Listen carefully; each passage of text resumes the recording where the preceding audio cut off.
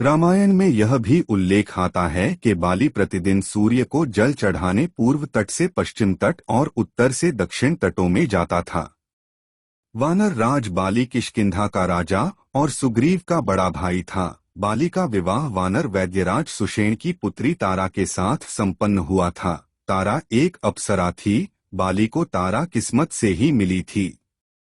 एक कथा के अनुसार समुद्र मंथन के दौरान 14 मणियों में से एक अप्सराएं थीं। उन्हीं अप्सराओं में से एक तारा थी। वाली और सुषेण दोनों मंथन में देवतागण की मदद कर रहे थे। जब उन्होंने तारा को देखा तो दोनों में उसे पत्नी बनाने की होड़ लगी। वाली तारा के दाहिनी तरफ तथा सुषेण उसके बाईं तरफ खड़े हो गए। तब विष्णु ने फैसला सुनाया कि विवाह के समय कन्या के दाहिनी तरफ उसका होने वाला पति तथा बाईं तरफ कन्यादान करने वाला पिता होता है। आठ वाली तारा का पति तथा सुषेण उसका पिता घोषित किए गए। बाली के पिता का नाम वानर श्रेष्ठ ऋक्ष था। बाली के धर्मपिता देवराज इंद्र थे। बाली का एक पुत्र था जिसका नाम अंगद था। बाली गदा और मल्ल युद्ध में पारंगत था। उसमें उड़ने की शक्ति भी थी। धरती पर उसे सबसे शक्तिशाली माना जाता था, लेकिन उसमें साम्राज्य विस्तार की भावना नहीं थी। वह भगवान सूर्य का उपासक और धर्मपरायण था। हालांकि उसमें दूसरे कई दुर्गुण थे जिसके चलते उसको दुख झेलना पड़ा। रामायण के अनुसार बाली अजीब सी शक्ति थी। उसे ब्रह्मा वरदान दिया था कि बाली जब भी रणभूमि में अपने दुश्मन का सामना करेगा तो उसके दुश्मन की आधी शक्ति क्षीण हो जाएगी और यह आधी शक्ति बाली को प्राप्त हो जाएगी। इस कारण से बाली लगभग अजेय था। बाली के आगे रावण की एक नहीं चली थी। रामायण में ऐसा प्रसंग आता है कि एक बार जब वाली संध्या वंदन के लिए जा रहा था तो आकाश से नारद मुनि जा रहे थे। वाली ने उनका अभिवादन किया तो नारद ने बताया कि वह लंका जा रहे हैं, जहां लंकापति रावण ने देवराज इंद्र को परास्त करने के उपलक्ष्य में भोज का आयोजन किया है।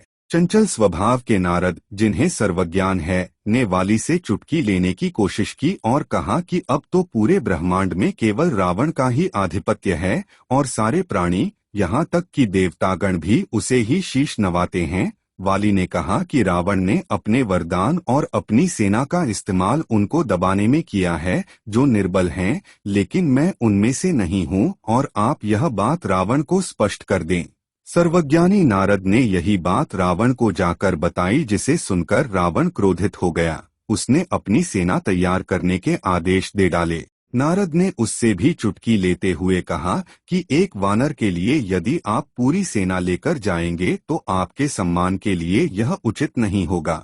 रावण तुरंत मान गया और अपने पुष्पक विमान में बैठकर वाली के पास पहुंच गया। वाली उस समय संध्या वंदन कर रहा था।